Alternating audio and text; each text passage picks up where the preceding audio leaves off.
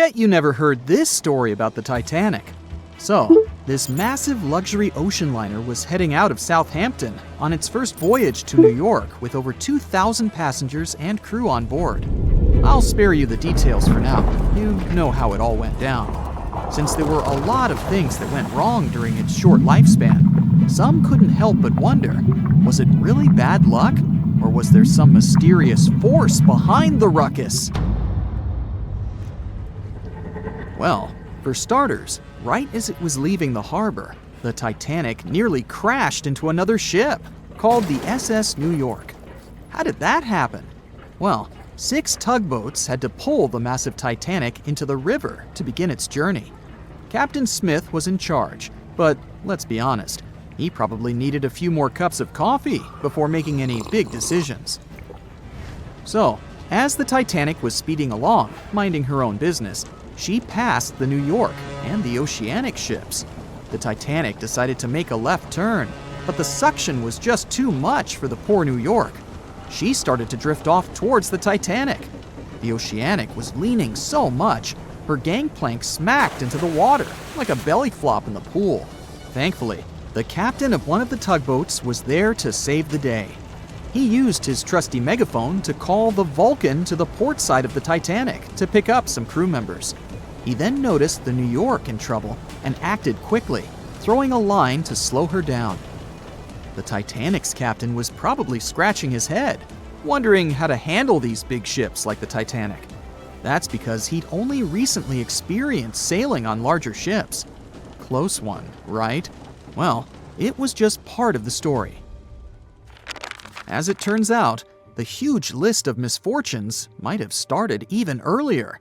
Another theory suggests that during the ship's construction days in Northern Ireland, a fire broke out in the coal bunkers. Talk about a rocky start. If this information is correct, then the ship's hull may have been affected by the incident before it even set sail.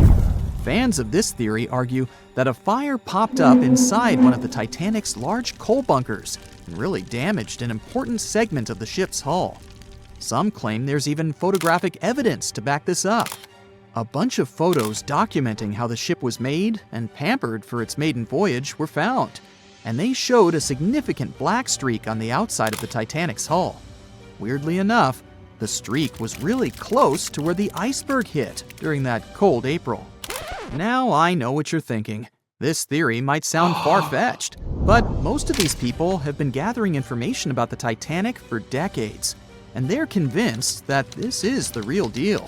They even believe that the fire started way earlier than the day the Titanic set out on its maiden voyage, particularly about 3 weeks prior.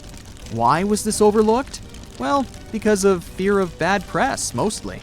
Also, because of all the fuss created around the unsinkable ship, it was important that they stuck to the initial calendar. Of course, not everyone is convinced by this new theory. Some people think it's just another wacky idea to add to the long list of Titanic sensational theories. What if I told you there were even rumors about part of an ancient Egyptian coffin being on board? Could that have had something to do with the disastrous ending of the Titanic? Some truly believe it did. Let me tell you the story about the unlucky mummy. It's a tale that'll give you goosebumps. Back in the 19th century, this ancient Egyptian artifact, a mummy case lid to be exact, was brought over to Europe. And as soon as it arrived, strange things started happening. Now, some of the stories may be a bit exaggerated, but according to journalists, some of them were actually true. The rumors sparked the interest of a British writer who later spent months investigating the mummy case and its alleged related stories. He was planning to write an article debunking the myths, but he found out they were all too real. Unfortunately, he never got to finish his work because he passed away suddenly. Others believed that the mummy case was guarded by Egyptian elementals. They warned others not to mess with the artifact. The mummy case's history is just as spooky. It was found in Egypt and sold to a certain someone conveniently named Mr. W at a party organized by a well-known English lady. When the mummy case arrived in England, it was given to Mr. W's sister, who immediately suffered from financial losses and other troubles. A photographer who took a picture of the case claimed that he captured a living woman's face on the film. The mummy case eventually ended up in the British Museum, and it's still there today. However, rumors say that it was aboard the Titanic and was responsible for its sinking. But don't believe everything you hear. Some sources claim the mummy case never left the British Museum, and the rumor was started by a journalist named William Stead. He was actually a passenger on the Titanic, and he supposedly told his fellow passengers about the ill-fated mummy before the ship went down. Is that what happens when you tempt fate? Seriously doubt it, but it does make you wonder, doesn't it? It gets even weirder, trust me.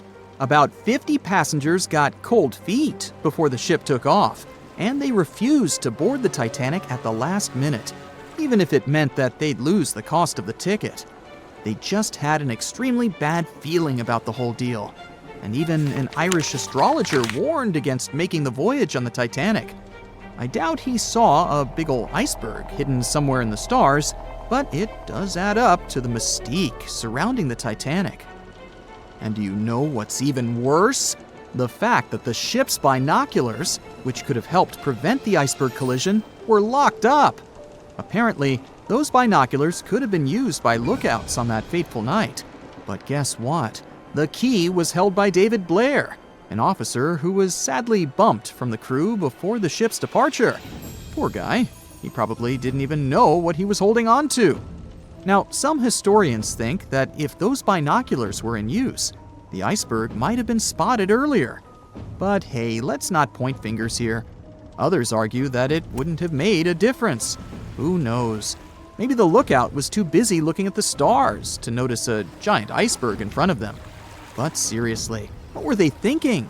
Locking up the binoculars on a ship that big is like forgetting to pack sunscreen for a trip to the beach. Also, the ship might have been going a bit too fast. Now, I know what you're thinking. Why was the captain in such a hurry? Well, apparently, good old Captain Smith was trying to beat his ship's older sibling, the Olympic, in a race to see which ship could cross the Atlantic faster. I guess he had a bit of a sibling rivalry going on or something. But here's the thing. Even though there were warnings about icebergs in the area, the Titanic just kept on chugging along at full speed ahead. I mean, come on, guys, it's not rocket science. If you know there are icebergs around, maybe slow down a little bit, right? And then, close to midnight on April 14th, 1912, the Titanic hit that iceberg and sank in the North Atlantic. It also famously had a mere 16 lifeboats and 4 collapsible dinghies on board. No wonder it ended up being one of the worst maritime disasters in modern history. After the whole event, people started believing in life beyond the veil and contacted mediums, hoping for signs from the ones they had lost at sea. Can't say I blame them, though there's no verified story of someone managing to contact a Titanic passenger from the beyond, though. April 14th, 1912. A cold evening somewhere in the North Atlantic. On board the most modern and unsinkable ship, the Titanic, a dinner is held. 2 well-dressed men are sitting at one of the tables. One of them is a famous British journalist. He tells his interlocutor an interesting and at the same time terrible story. It all started about 1000 BCE in ancient Egypt. At that time, one woman was born in the city of Thebes. No one knew who she was or what she did, but she had a high social standing. Towards the end of her life, she was proclaimed a priestess in the College of Amen-Ra. Her body was embalmed, placed in a wooden casket, and covered with a massive lid bearing the image of a woman and mysterious inscriptions. She was buried in Thebes along with other people of the upper class. The mummy of this woman lay at rest for almost 3,000 years. The burial place had been carefully hidden. Around the first half of the 19th century, a group of locals accidentally discovered the ancient tomb. They disturbed the peace of the priestess. No one knows exactly what happened that day, but the mummy was removed from the casket and disappeared without a trace. A few decades later, a group of 4 wealthy friends from England came to Egypt for a trip across the upper part of the Nile. First, they went to visit the excavations of the Temple of Amen-Ra near the city of Luxor. There, they found the empty mummy case. It depicted the priestess with dark eyes looking into the void. There was something sinister in her gaze. They didn't know who the case belonged to, but they were so amazed by the beauty and energy of that find that they decided to buy it from the locals. The buyer disappeared the same night before the case was delivered to him at the hotel. Some said they'd seen the man leave the hotel and go towards the desert.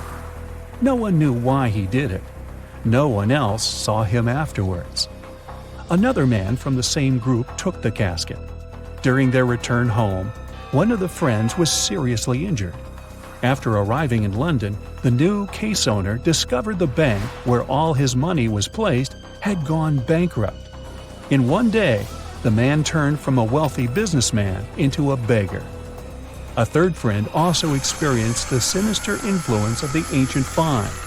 He lost his health, job, and eventually even his life in an accident shortly after returning to London. Before going bankrupt, the owner gave the ancient casket to his sister who lived in London.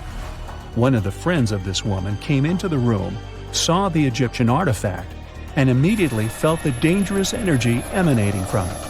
Then the owner's sister gave the case to a famous photographer. He took some photos and was horrified.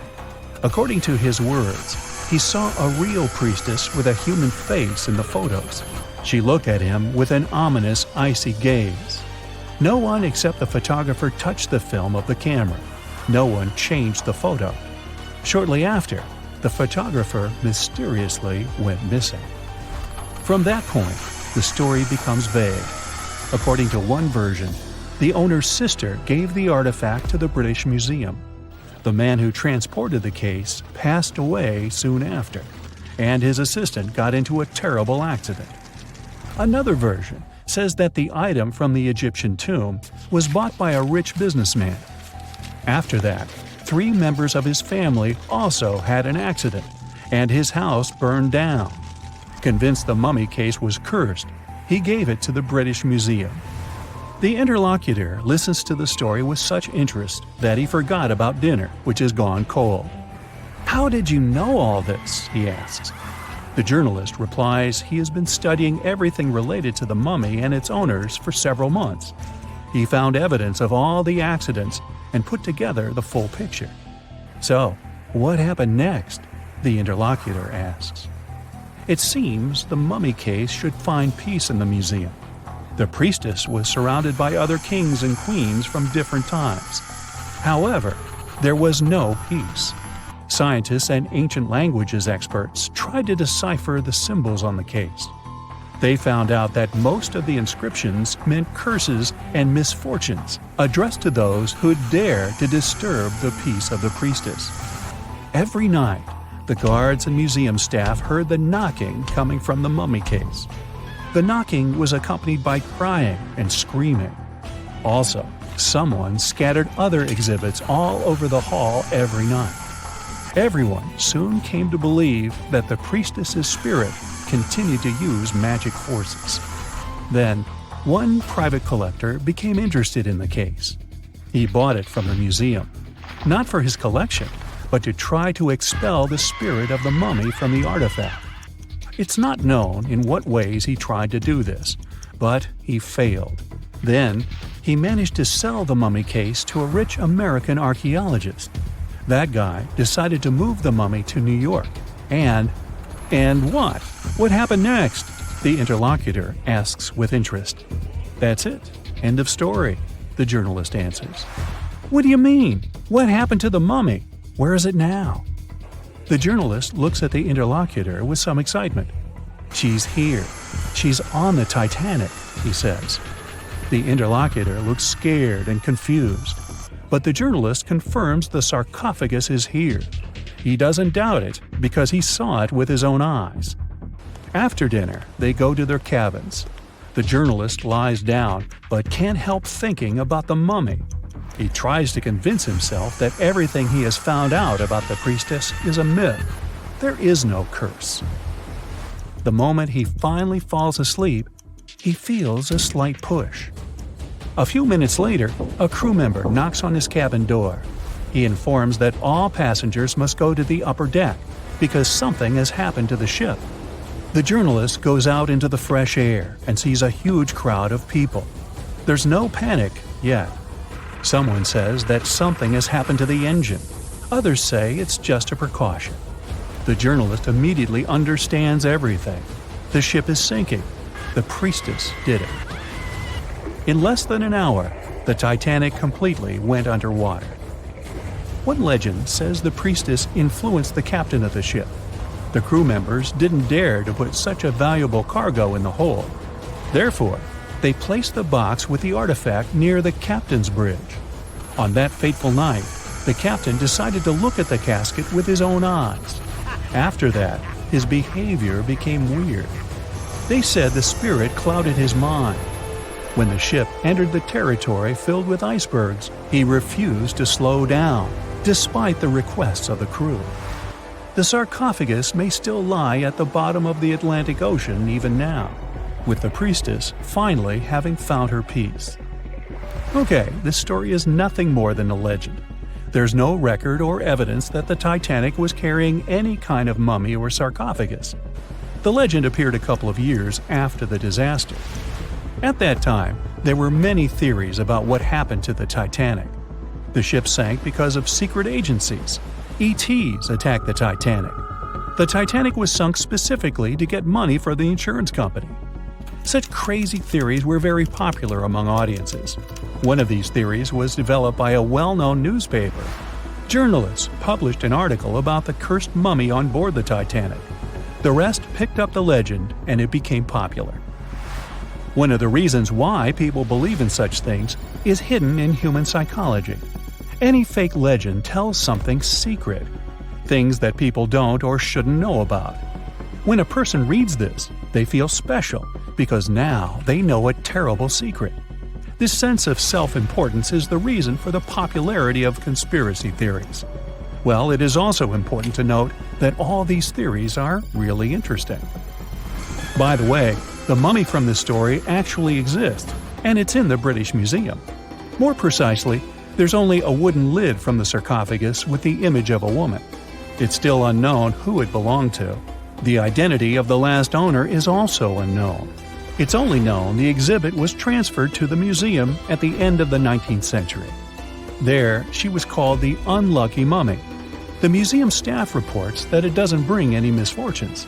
The screams and knocking from the lid are just a myth.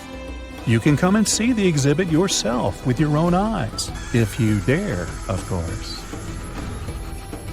A beam of electric light pierces the darkness over the calm waters of the Atlantic Ocean. The Titanic is quietly making its way through the waves, its passengers asleep, when suddenly a monstrous white shape is caught in the light beam. The fateful iceberg is about to rend the side of the legendary ship.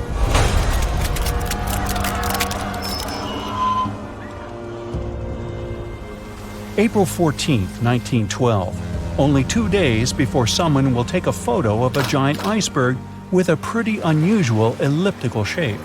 It turns out that this iceberg most likely formed out of snow that fell 100,000 years ago. Researchers used computer modeling to figure out its origin. They used data from 1912 and added some new information about winds and ocean currents. They concluded that the iceberg was probably a part of a small cluster of glaciers in southwest Greenland. These days, it's possible to calculate the routes of such icebergs in any given year in the past. So the infamous chunk of ice was on its way from Greenland to an area further south from Cornwall.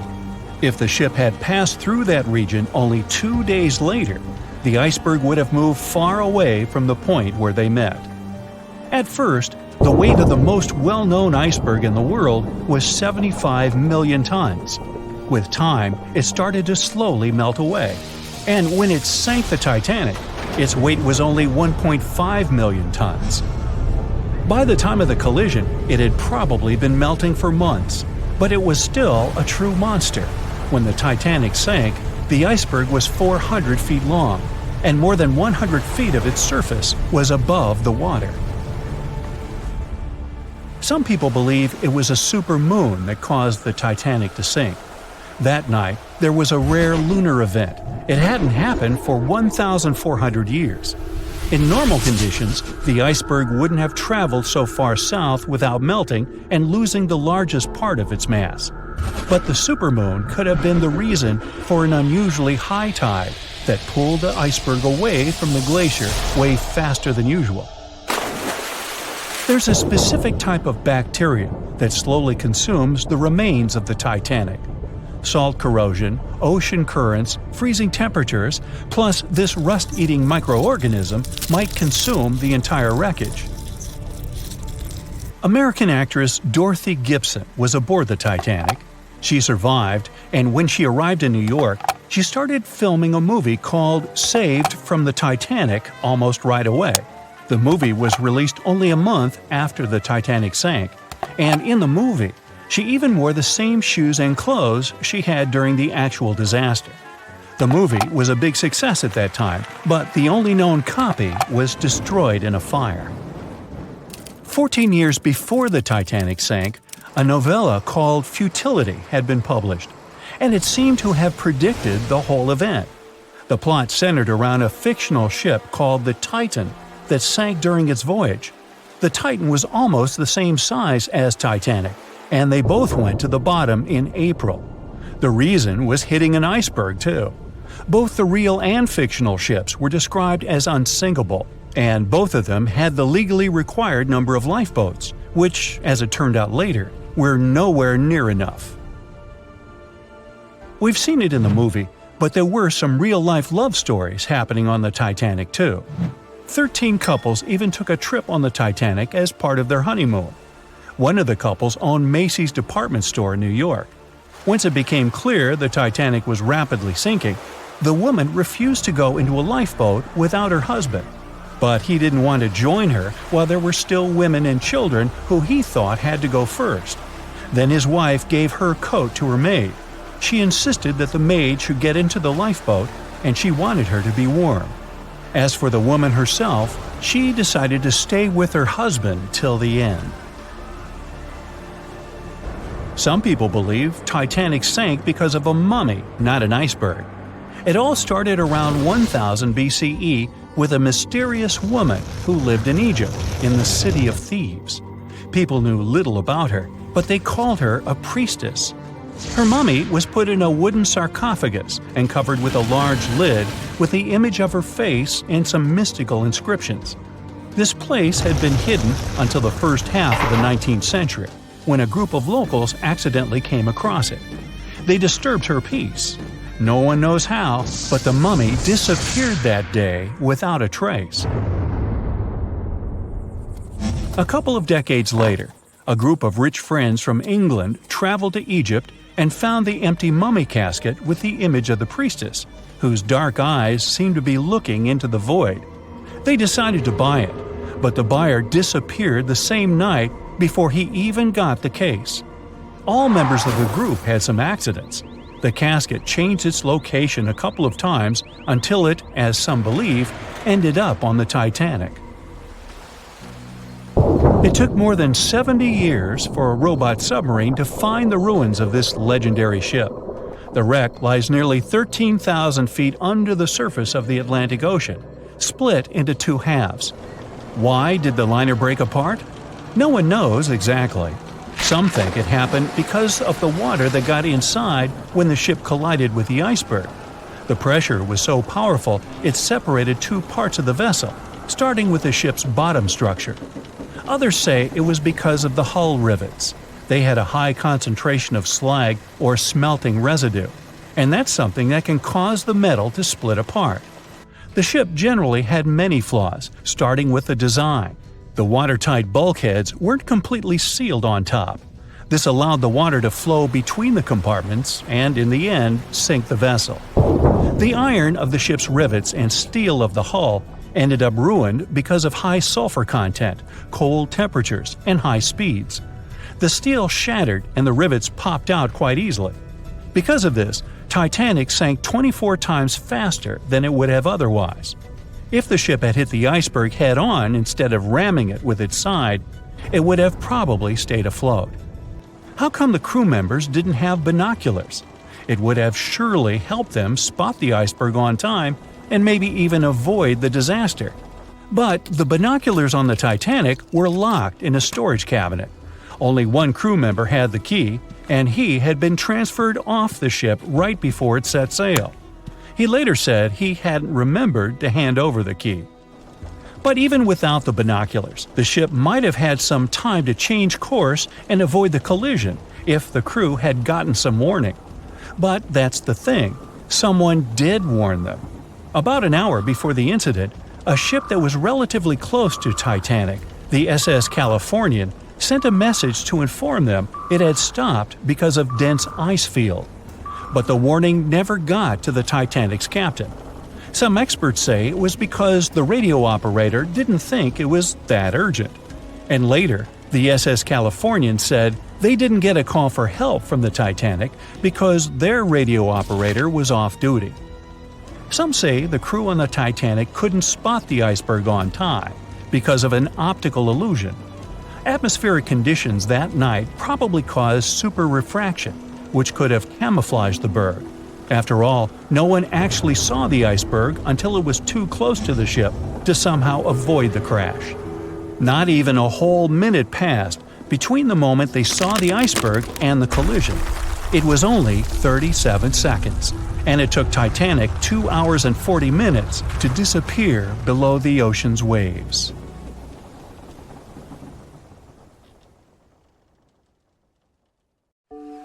Once a famous giant, the largest ship of that time, now two grand pieces lying on the ocean bottom about 2,000 feet apart, torn by the catastrophic collision of time itself. The stern of the Titanic got completely ruined after hitting the ocean floor, but you can still recognize the bow since many interiors were left preserved. There's a type of bacteria found on the ship's rusticles. A rusticle is this brownish formation of rust. It occurs deep underwater when the wrought iron the ship is made of oxidizes. It means the bacteria eat the iron of the Titanic's hull, piece by piece. And it seems they might finish their snack by 2030, way sooner than when anyone would expect the wreck to be gone forever. You may think it would probably be easier to take the wreck out of the water so that we got to keep it, but it would fall apart if anyone tried to do that. It's been in the water for more than 110 years now, and is now so rusty that no one would be able to reconstruct some parts even if we managed to get the ship out of the ocean depths. What do you think? Could any of about 700 people that had survived the sinking of the Titanic hear it hit the ocean bottom? The largest ship that had ever been made till then disappeared literally before their eyes after all. But sound most likely wouldn't have traveled from water to air. We can't hear that well in water because our bodies are not designed to hear in such environments. And although passengers were close to the sinking site, the Titanic still hit the bottom a long distance away, 12,500 feet. There are so many underwater landslides and earthquakes we cannot hear, and they make way more noise than a single ship slamming into the ocean floor. Most vibrations and sounds must have dispersed over a large area. Also, the downblast of water, which many believe hit the Titanic after it had touched the bottom of the ocean, would have pushed back the majority of the potential acoustic vibrations. Plus, the bottom of the ocean is not hard enough to produce such loud noises. Many survivors said they had heard terrifying noises as the Titanic was breaking apart, but none mentioned hearing anything after the ship disappeared below the surface of the water. Some survivors shared how chaotic it was when passengers, mainly women and children, were getting into lifeboats. There weren't enough boats, and still, some of them weren't even filled to their full capacity. No one knew how to react properly in such a situation. The lifeboat drill had been scheduled for the morning before the Titanic hit the iceberg, but for some reason, it got canceled. A giant ocean liner everyone believes is unsinkable takes a trip across the ocean. On its way, it strikes an iceberg and sinks. Yeah, we all know how the story goes. But what's scary is that it's also the plot of The Wreck of the Titan, a novel published in 1898, 14 years before the Titanic went to the ocean bottom or was even constructed. In the novel, the Titan, what a scarily accurate name too, didn't have enough life jackets, vests, and lifeboats for all the passengers on board. It was also the largest ship of that time, almost identical in size to the Titanic, and both the Titan and Titanic sank in April. Dorothy Gibson was an American silent film actress. She was also one of the Titanic passengers. She survived the catastrophe. Right after she came to New York, she started filming Saved from the Titanic. The film was released only 1 month after the ship sank. Dorothy was even wearing the same shoes and clothes she had worn when she had actually been on the ship. The movie was successful, but it got destroyed in a fire, so it only exists in memories, like Jack Dawson. Titanic wasn't all alone in the restless waves of the cold ocean near the iceberg it struck. The SS Californian was relatively close. Their radio was shut off for that night though. At one moment, the crew members noticed mysterious lights in the sky. They immediately went to wake their captain up to tell him, but he issued no orders. Some believed it was just fireworks. They never realized it was actually a call for help. The flares crew members of the Titanic sent off to the sky, hoping someone would notice. By the time the SS Californian got the SOS message, it was already too late. Some say a full moon may have been the reason the iceberg crossed paths with the gigantic ship. A full moon may have caused incredibly strong tides that eventually sent multiple icebergs southward, right when the Titanic was crossing that area. Would you dare to taste cheese from the Titanic? The wreck has been under the ocean surface for more than 100 years now. It took more than 70 years to find it. By that time, most of the food that had gone down together with the ship had, of course, spoiled. But it's possible there's still some of it left. Some foods are protected from decay. For example, cheese. The microbes that turn milk into cheese create special conditions to protect the product from spoiling. Multiple things have survived the Titanic. A handwritten letter where a mother and a daughter wrote to the girl's grandma about the amazing journey they were on together. The letter has been around for more than 100 years and got sold at an auction. A battered pair of white cotton gloves was found in the wreck. Musicians on the Titanic played till the very last moment. Sheet music and one violin were found among the wreckage. The bell one of the crew members rang 3 times to warn there was a very close iceberg on their way. A pocket watch that stopped at 1:45 a.m., the time when the ship went under the water. Perhaps one person could have changed what happened on the Titanic. David Blair was a pretty lucky man. He was supposed to take the spot of the second officer of the Titanic. He was pulled out at the last moment, which eventually saved his life. It was a great thing for him, but something clouded his joy. What if he was the only person who could have done something to save the ship and the passengers? Back in the day, ships didn't have smart advanced technology like they do today. They couldn't see a threat on the horizon. Binoculars were pretty helpful, but the crew members on the Titanic didn't have access to the room where they were kept. David Blair was the man responsible for the keys. He left the ship in a hurry and forgot to hand over the keys that were in his pocket. Maybe if the crew members had had access to the binoculars, they would have seen the iceberg on time and had enough time to change course. It's possible that the giant iceberg that sent the Titanic to the ocean bottom was made of snow that had fallen in southwest Greenland. Scientists even used a computer model to calculate the paths the iceberg took in any given year, taking into consideration ocean currents and weather readings for that year. It's possible that the iceberg was 1,700 feet long, with a weight of around 75 tons. By the time it collided with the Titanic, it had dwindled down to only 1.5 tons. Violet Constance Jessup was, as many called her, Miss Unsinkable. She was only 24 years old when she joined the Titanic crew as a stewardess. On the tragic night when the ship struck the iceberg, she was lying in bed. As soon as she heard that something was going on, she got dressed and quickly went to the deck. Violet helped passengers get into lifeboats. 4 years later, she was on the Britannic, the Titanic's sister ship. Once again, the ship started sinking. Not only did the woman survive another accident, but she was also once again the one helping other people to escape the vessel before it disappeared below the surface. It's April 10th, 1912, a sunny spring day. You're one of the first-class passengers aboard the Titanic, just as the ship is about to depart from Southampton. Imagine everyone's excitement, fresh spring air, the sounds of the sea. You're strolling along the highest deck of the Titanic when you notice several lifeboats. As you start counting the boats, you recall the ship's capacity. It's just over 3,000 people. Wait, but are there enough lifeboats for everyone aboard? Let's look into the numbers.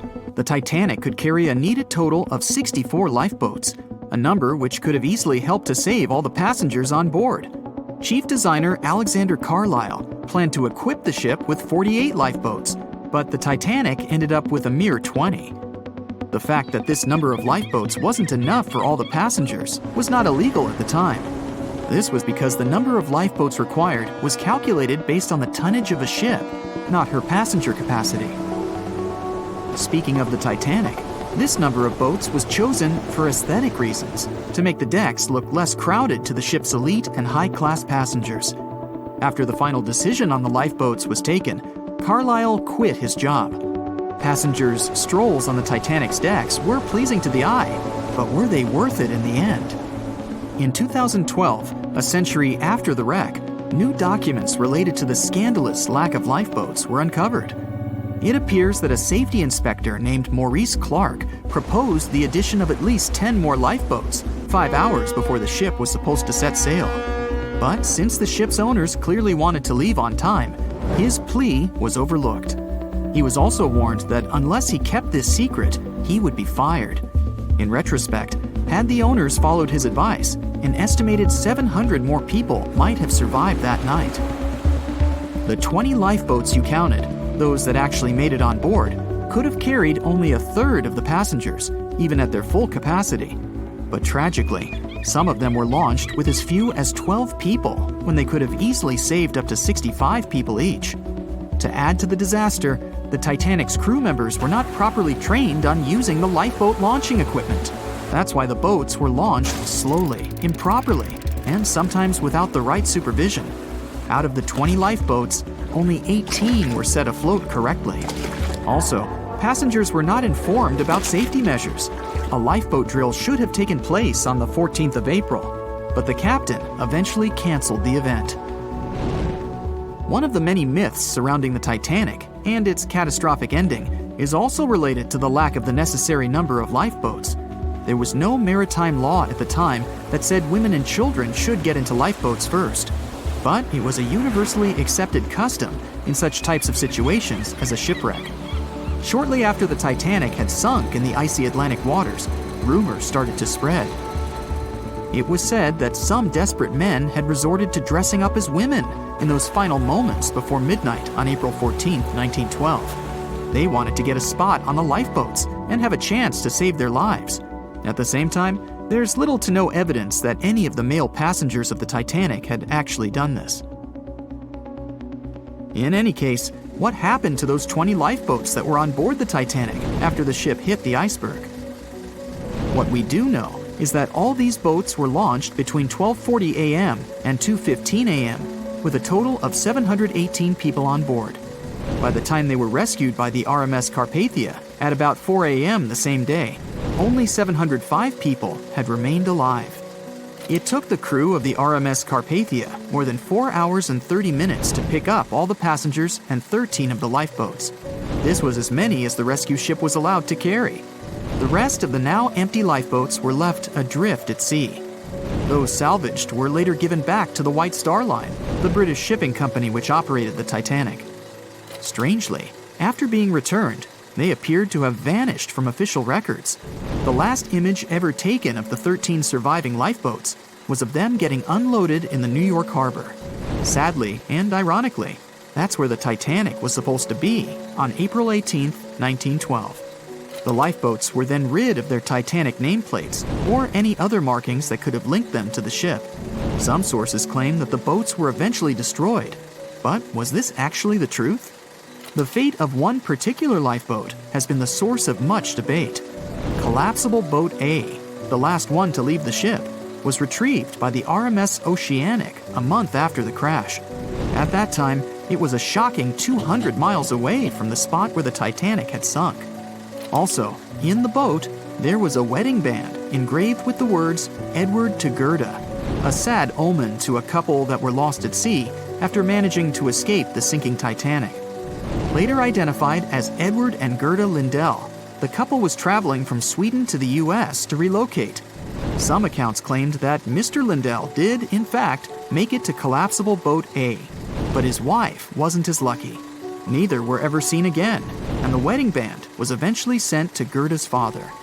The recovery of Collapsible Boat A was recorded in both photographs taken by the crew on board the RMS Oceanic and by a detailed handwritten account of a fellow passenger. They claimed that the lifeboat had looked more like a piece of wood carried by the waves than an actual boat.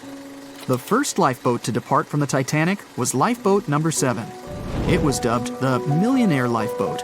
It's rumored that the 12 passengers on board might have bribed the crew to row away to safety instead of allowing others to jump in. In 2015, some of the items recovered from this lifeboat, including a lunch menu, a ticket, and a letter from one of the passengers, were auctioned for up to $70,000 by a New York auctioneer. Soon after the Titanic catastrophe, it became mandatory for all ships to be equipped with enough lifeboats to carry all the passengers and crew. It's more likely that the Titanic lifeboats, being relatively new equipment at the time, were refitted to be used on other ships, such as the RMS Olympic, which was the Titanic's older sister. Some of them may have been sold off to private collections, or even left to rot. After all, they were seen as a source of bad luck, and most people were unwilling to use them again on other ships. Unfortunately, all the information about their whereabouts is hard to confirm now. No official statement from the owners of the lifeboats was ever given after their rescue. But although nothing appears to have remained of the original lifeboats, some full-sized replicas exist on display in museums in Falmouth, England, and Belfast, Northern Ireland. One of the few surviving White Star Line lifeboats did not, in fact, belong to the Titanic, but it did have a striking connection to the cursed ship. This boat is the restored Lifeboat 6 from the RMS Oceanic, which helped to recover Titanic's collapsible Lifeboat C. It was said to be owned by a private collector, but similar to the Titanic's lifeboats, we don't know anything about its location today. As for the nameplates and other identification marks of the lifeboats, the White Star Line seems to have kept them. Because some of these items were later auctioned and sold to interested collectors, even Rick Springfield supposedly got hold of one of the nameplates. One particular nameplate was already missing by the time the White Star Line employees had reached the lifeboats. It was the nameplate of Lifeboat Number 8, which had been taken by a sailor named Thomas Jones. He later gifted it to another Titanic survivor, the Countess of Rothes, along with a letter acknowledging the bond they formed on the night of the shipwreck. You can find other similar items on display in different museums, such as Larne Museum and Arts Centre in Northern Ireland, or Worcester City Art Gallery and Museum. To be fair, some experts claim that even if there had been more lifeboats on board the Titanic, there simply might not have been enough time to launch them all. That's how severe the impact was. Many researchers say that everything was happening so rapidly after the ship had hit the iceberg that it's astonishing that so many passengers managed to survive.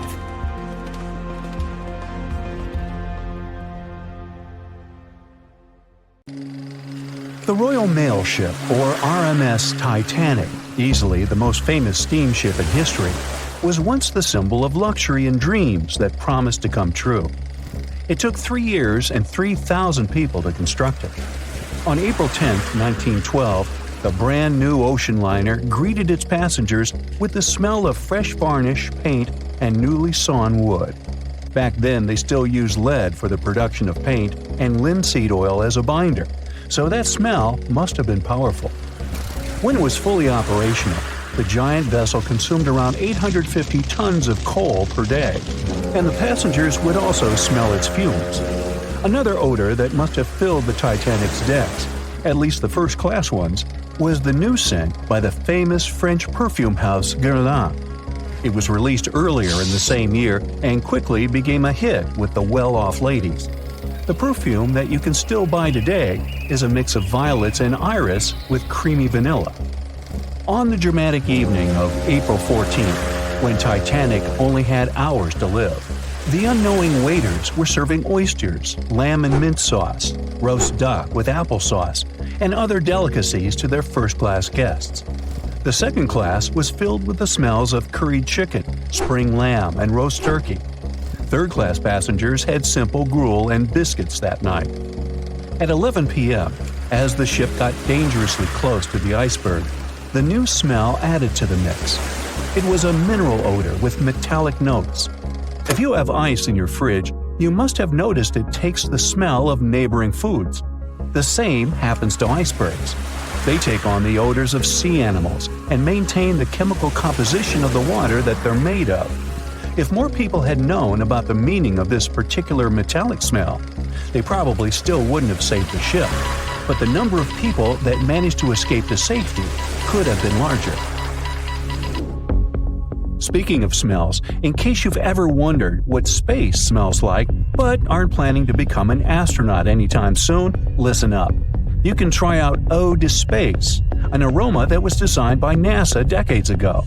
The idea of the perfume was to help astronauts prepare for their encounters with space at all levels during their training. But hold on a second, space is a vacuum, so it technically shouldn't have any smell. Yet, astronauts who have been out there remembered it as a pleasant metallic odor, something like the smell of welding fumes or burnt gunpowder. They could smell it on their spacesuits after coming back into their spacecraft. We can also guess what other planets smell like based on what their atmospheres are made of. Venus has clouds of sulfuric acid in its atmosphere, so it must smell like rotten eggs. Mars and Uranus also smell like rotten eggs, by the way. Each of the layers of Jupiter's atmosphere is made up of different chemicals. That's why it smells different depending on where you are. Some layers would greet you with a yummy aroma of bitter almonds or marzipan, and others, closer to the top, smell like cleaning products. The remaining planets of the solar system are unlikely to have a distinctive scent because they're mostly odorless gases in their atmospheres. As for our natural satellite, the Moon, the Apollo astronauts claim that its dust smells like gunpowder. The fragrance of fresh-cut grass makes regular mowing it nearly worth it. But did you know that the grass isn't having a great time while you're doing it? In fact, it's sort of screaming for help. And because grass can't scream out loud, it expresses discomfort by releasing a mix of smelly, volatile molecules. It does it to protect itself from insects.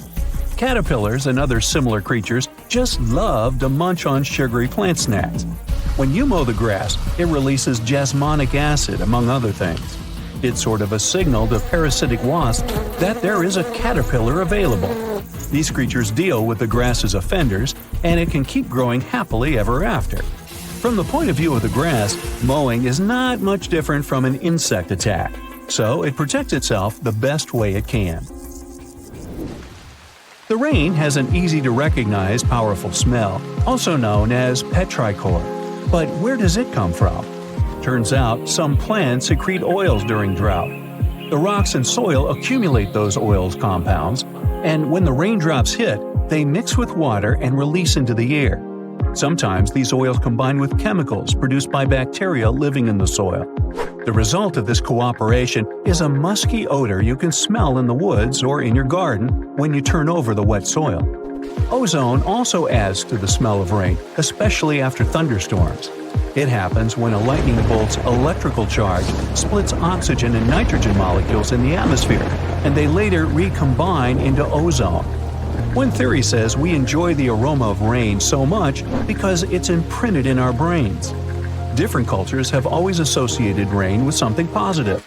and we could have inherited that perception. Now, chocolate fans, of which I am one, this is for you. There are flowers that smell exactly like your favorite tree. It's a product of a tropical plant, after all, and since it's impossible to recreate the exact magical scent chocolate has in a perfume, you can plant some chocolate flowers, also known as the green eye lyra leaves, in your garden. These flowers look like daisies with yellow petals around a deep red center. When you pick its petals, the flower releases the delicious smell we all love so much. The leaves and branches of the plant also have the same fragrance. Now, in case I got you interested, you can find the flower in dry soils of Arizona, Texas, Colorado, and other states with similar climates. It blooms all year, and the aroma is strongest on warm days. The bearcat, also known as the bituron, does not only look super cute, but also smells like buttered popcorn. Biturons prefer to stay alone and use their aroma to mark their territory and find potential partners when they have to. Scientists tried to figure out the secret of their unusual smell and suggested it could come from secretions from the scent glands under the animal's tail. Further research showed that the popcorn smell comes from the bearcat's urine. After the animal answers nature's call, it leaves a scent trail in the trees with its tail that often gets soaked. But if the real popcorn only releases its amazing smell when it's popping under heat, how do bearcats manage to do it without a microwave? Well, the answer could be in their diet, or more likely, in the bacteria that come in contact with the animal's natural fluid. Durian is a fruit popular in Southeast Asia that smells sweet and nice to some people, but to the majority, it's a mix of rotten onions and sweaty socks. The stench is so powerful that it's banned on public transportation and hotels in some countries. The secret of durian is its 44 odor-active components. The mix is so complex that you can never tell what it's going to smell like. And despite that horrible smell, durian is considered a delicacy and is used to make mostly sweet dishes like cakes and candy. There was a smelly incident involving durian at a library in Australia. The smell of rotting fruit in a cupboard has spread across the entire building through the air conditioning system. They mistook it for gas leakage and had to evacuate around 500 students and teachers. Well, that stinks. And finally, if you've ever been to natural hot springs or went to see some geysers, you'll never forget the smell of hydrogen sulfide, or less poetically, rotten eggs. It's actually not only yucky but also highly flammable, but it can also be quite useful. Most households in Iceland use geothermal springs as a source of hot water. Although it doesn't smell fresh, it's perfectly safe to drink, and the smell doesn't stay on your body after you take a shower. So there.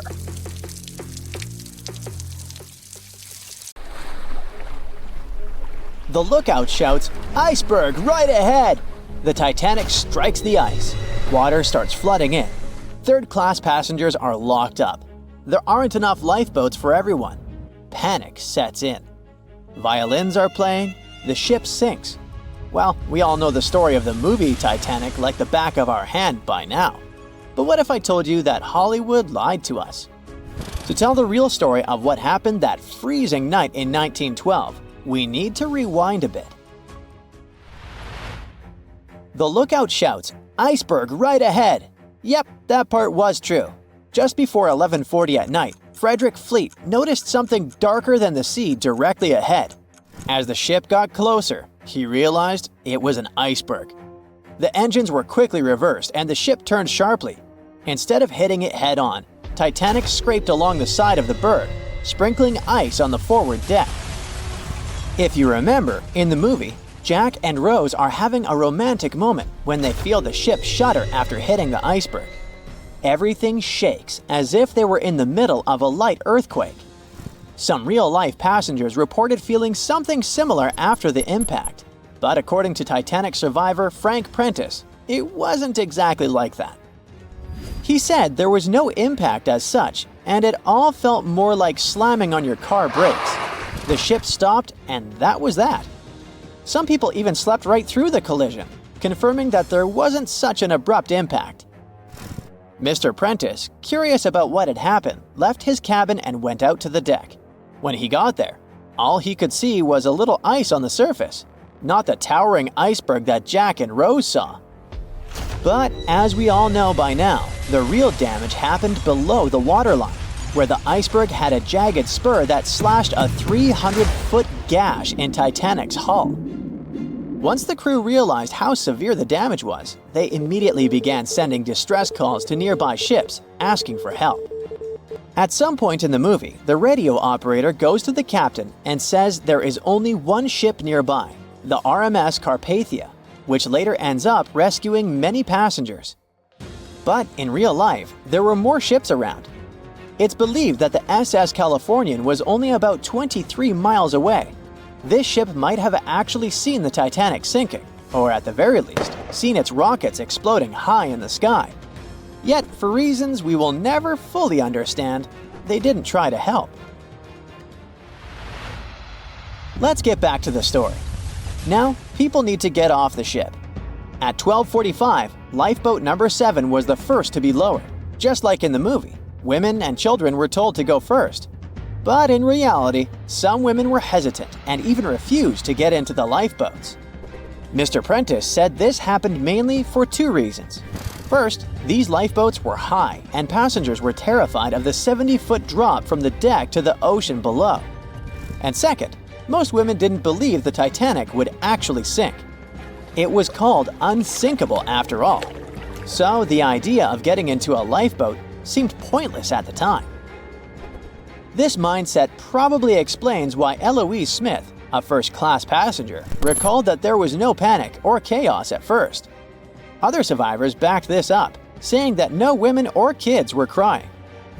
But one thing that was indeed concerning, at least for the crew, was the possibility that the lifeboats might buckle under too much weight. This is one of the theories why the first few lifeboats left carrying only a fraction of their full capacity. Like lifeboat number 7, which only carried 27 people in it, even though it could hold up to 65.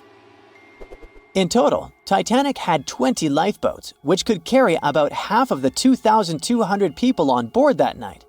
But that didn't happen. And now we know the passengers had no idea there weren't enough for everyone. As women were calmly getting into the first lifeboats, musicians headed up to the deck. Their only goal was to play and keep the passengers calm. That's a pretty well-known fact. But the real story is that some survivors said they never saw or heard the band. No violinists whatsoever. It's not like Hollywood misled you though. The musicians did play for over 2 hours after the ship had hit the iceberg. So maybe these passengers were just too panicked to notice the songs, or the musicians started playing later than we think. Now, it's time to talk about the terrible treatment that third-class passengers received. The movie portrayed the crew as cruel, locking the less fortunate below deck like animals, giving them no chance to reach the lifeboats and save their lives. But the official inquiry into the disaster suggested that wasn't true. I mean, yes, fewer third-class passengers survived compared to those in first and second class, but there were other factors at play. Many third-class passengers were reluctant to leave the ship, clinging to their belongings, and had a harder time making their way up from the cabins, which were at extreme ends of the ship. Some survivors confirmed that they were not locked up. In fact, it was quite the opposite. Mrs. George Wabi, a Lebanese woman traveling in third class, said that when chaos had erupted, some brave crew members and well-dressed first-class passengers had actually helped her get up to the first-class deck and eventually onto a lifeboat. At first, the Titanic was sinking slowly, bit by bit. Passengers reported seeing the water rising and hearing pops and cracks. Then, there was a loud boom. Some said there had been just one explosion, while others described it as a series of smaller explosions, which they'd thought had been the bulkheads giving way. And there's also a group of people who said they had only heard a rumbling sound. So not everyone agreed on the sound they had heard, but one thing is a fact. By 2:18 in the morning, the lights on Titanic went out, and the ship plunged into complete darkness. As the bow continued sinking, the stern rose out of the water, putting immense pressure on the middle of the ship, this caused the Titanic to break in two. In James Cameron's movie, this moment is pretty dramatic, with the ship sinking almost straight down into the water. But in reality, the break probably happened at a much lower angle, likely just below the waterline. Even so, it tilted enough that people couldn't stay on their feet and started sliding into the water. One interesting thing is that it wasn't until the wreckage was found in 1985 that it was finally confirmed the Titanic had broken apart. Up until then, survivors had given conflicting stories. At least 8 survivors claimed they had seen the ship split. Emily Ryerson, a first-class passenger, described it as if the Titanic had been sliced in half with a knife. But there was also a small number of witnesses that insisted Titanic had gone down intact. At the time, this theory was more accepted because most people still didn't believe that the supposedly indestructible ship could break in half. So why the conflicting reports? Okay, so what you don't see in the movies, for obvious reasons, is how incredibly dark it was when the tragedy happened. It was like being in a room with no light, where you can only make out shapes and shadows. That's what it was like on the lifeboats. This means passengers couldn't really see what was happening, and most of those who were close to the ship either lost their lives or were too focused on trying to survive to pay attention to the details of the wreck. Although James Cameron's film didn't fully capture how terrifyingly dark the disaster truly was, the 2012 TV series Titanic did a better job of showing the pitch-black horror of that night. Even then, the reality was much darker and more terrifying than either of these two productions could portray.